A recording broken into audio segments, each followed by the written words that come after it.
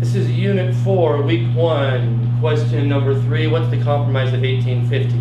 Another attempt by Congress to draw an arbitrary line and make a deal to try to solve all the new territory, what will be slave and free.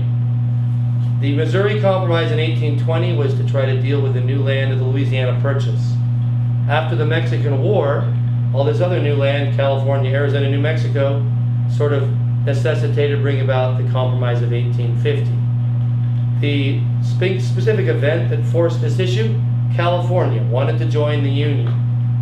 All these people poured out there for the gold rush, but it wanted to join as a free state. But it's such a long state that the Missouri Compromise line would have cut it in half, so it didn't fit. So in this end, it would also mess up the balance of slave and free.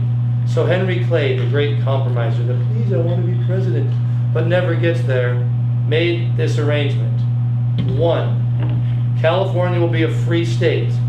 Advantage, North. 2, slavery will be abolished in Washington, D.C. Some of the biggest slave markets used to be right in the capital. Advantage, North. I say advantage South sometimes because that meant members of Congress wouldn't have to see slavery day to day. And for the South, 1, the fugitive slave law will be enforced. All northern states will be required to capture runaway slaves and turn them over. So northerners are going to have to enforce slavery and be supportive of the South.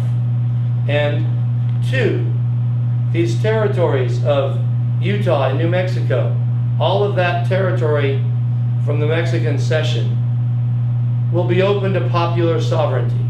People that settle there can vote for themselves whether to be slave or free. So theoretically, the South could get more slave states. It would have never happened because those areas are desert climate, not right for agriculture or any kind of a system that would be would benefit people having slaves.